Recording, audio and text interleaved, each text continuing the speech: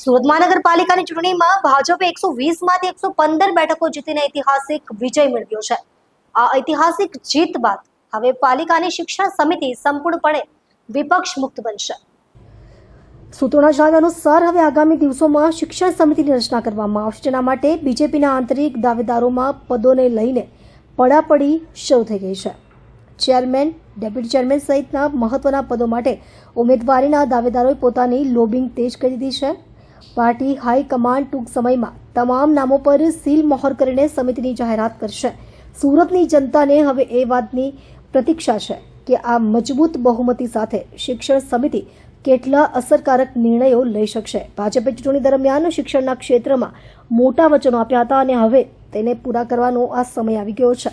રાજકીય વિશ્લેષકોના મતે સંપૂર્ણ બહુમતી હોવા છતાં આંતરિક ખેંચતાણ ભાજપ માટે મોટો પડકાર સાબિત થઈ શકે છે।